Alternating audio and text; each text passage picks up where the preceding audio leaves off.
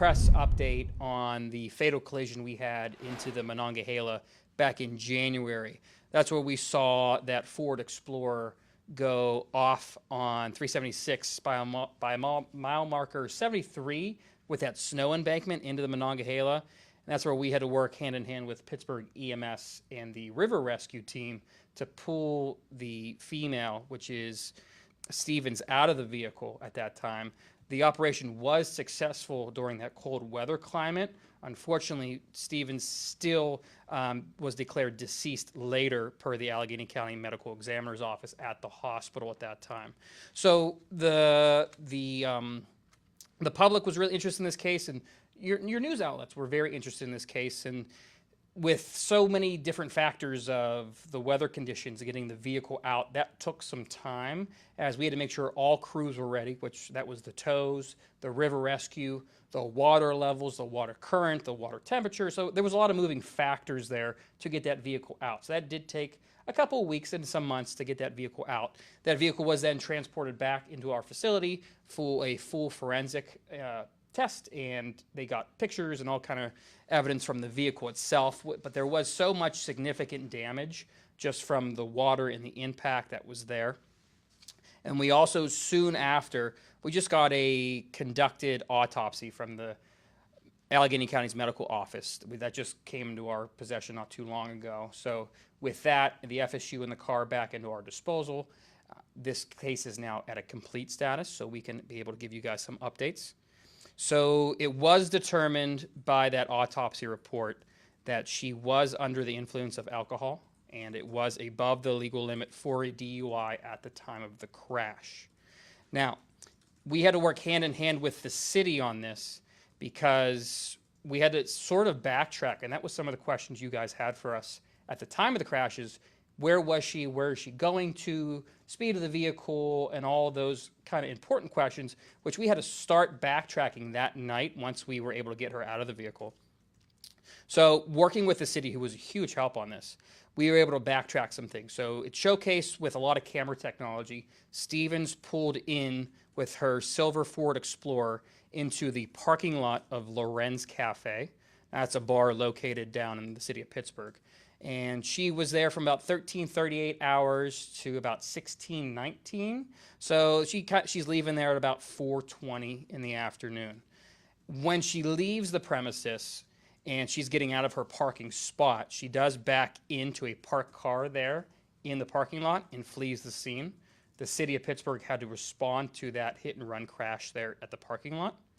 So then Stevens then traveled about southwest towards Chartiers Avenue, and then into Steuben Street, where she then strikes a second parked car.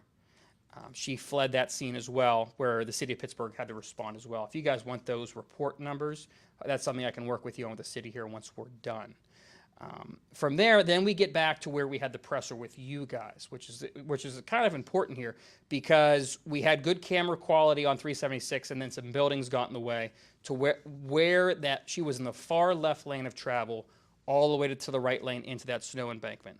So we had that kind of blockage, but we had vehicles around. But I don't know if you guys remember the presser. We didn't really have a high number of callers at the time. So it was very important we got that presser out, because someone there had to have seen why or how. Was she struck by a vehicle and went to the snowbank? Was it excessive speeds and loss of control? That was almost a missing component. We had everything else backtracked except when we lost that 2 seconds of video quality, what happened in the far left lane into the right. So per that presser, then we had some calls come in, which was very important, and we were able to talk to some witnesses that were in that quantity that matched our camera footage. But we had to go the double factor there and say, well, did any of these people strike her vehicle or not that caused her into the snow embankment? So we checked all the vehicles that were in the premises of that video. There was no damage. One of the witnesses said that, she passed him on the far left lane at excessive speed and then did lose control. So at that time, that is our update for you guys here. I know you guys were very involved with this case, and you had to wait a little bit of time frame for us to release these details. But I think that was a good update for you guys to continue on with your investigational stories at this time. The family has been a crucial step of this process. It is a traumatic event nonetheless, but we were able to work hand in hand with the family members each step of the way, from time of crash, time of river rescue, and then also as well this medical report back.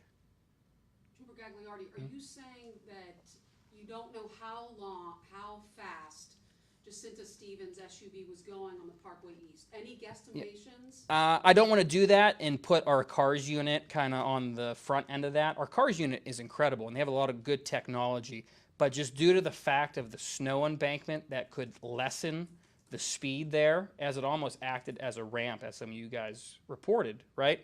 And then the dip over into the river, we were able to calculate the distance of the drop and how far along the snow embankment. But that distance prior, we didn't have really good any tire streaks or anything to really calculate the speed. Now, that's still something that the cars unit can come back with later, and if I get that, I'll give it to you. But just due to some of the witnesses per the crash report, it was excessive speed. So that's the best I can get you. Said to police that we did witness the SUV driving erratic?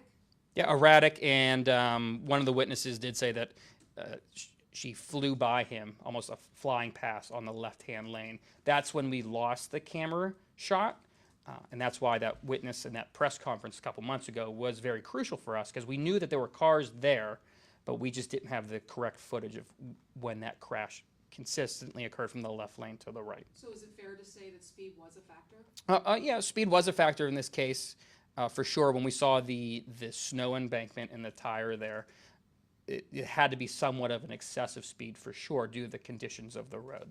What was her blood alcohol level? So per regulations, I can't give you an exact BAC level, other than the generalized statement I gave you before. And you mentioned the autopsy, the conducted autopsy came back recently. When did you get that back? Looks like that was conducted on the 15th, so I think that was just before the weekend occurred. We were able to continue and finalize everything with cars, FSU, forensic teams, compile all that together in a finalized report, which then could be more public for you guys as a presser today. So before the crash, she was involved, according to the City of Pittsburgh Police, in 2 hit-and-run crashes. One leaving the Lorenz Cafe, she backed up into a parked vehicle. Then down the road, short distance away, she hit another parked car. Yeah, both were unoccupied parked vehicles. And do you know, did you talk to witnesses in that bar? Why did she leave suddenly? So the only thing that I'm missing maybe for you guys publicly today is our liquor control enforcement. And maybe you guys saw them yesterday in some of the press stuff we did yesterday at some Washington County bars. When we have an incident in a bar or a hotel, or maybe something that involves, right, the entity of serving the alcohol, the liquor control does their full own report on were they over-serving, were they too quick off serving, and also underage stuff, but that's not a factor here. But they did their own report. So liquor control was contacted and notified of the Lorenz Cafe and Bar, and they did their own report. Nothing has come out since then. That's still under investigation.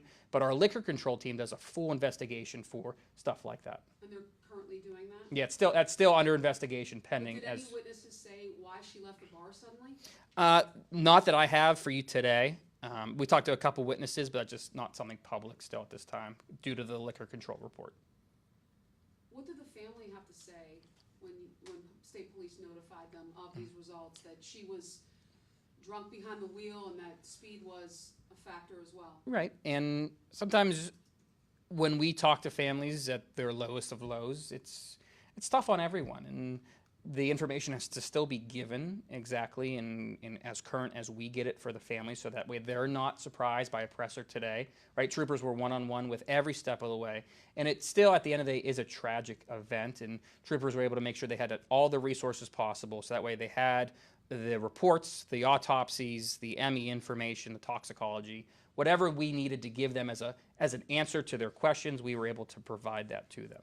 So in terms of cause of death, and the autopsy said that she had blunt trauma to her head and neck. So she was inside that car, still alive for 40 to 60 minutes until the divers were able to get to her. Correct.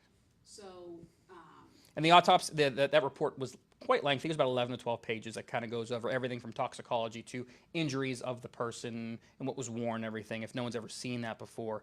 But it was still labeled as an accident at the end of the day. But you will see in correlation with what you guys saw months ago was that the dive teams were still successful in the operation of getting her out of the vehicle in those frigid temperatures, crazy ice conditions of the river.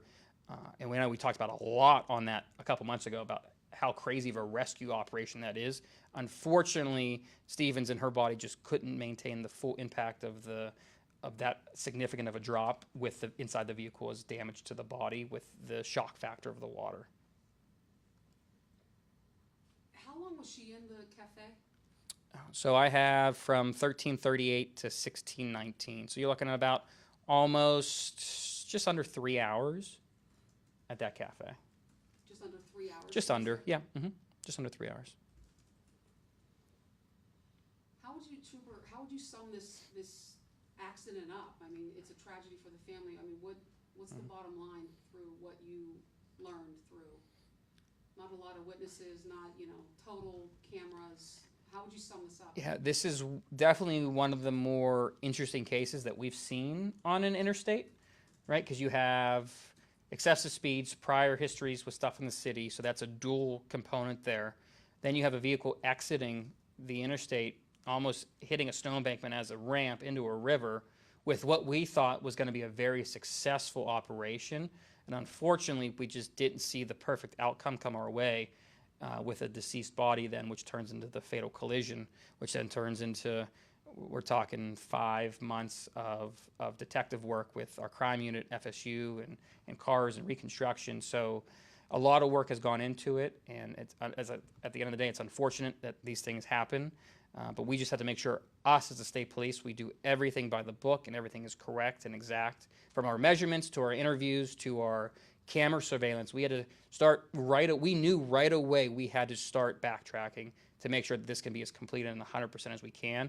And luckily we had good support with the city of Pittsburgh, whether that was with their police department, the River Rescue, or EMS, to really make sure that it was a whole investigation.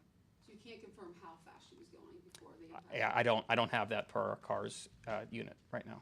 And the BAC, you can't release that because that's... Yeah, just per our regulations, I can't release an exact BAC. That's just part of our rules as state police. But I can release that general information of if either alcohol or drugs were involved. And per the crash synopsis report, I gave you that statement that it was enough to be above the legal limit and charged for a DUI at the time of the crash. So that's as general as I can make that for you guys for your investigative reporting.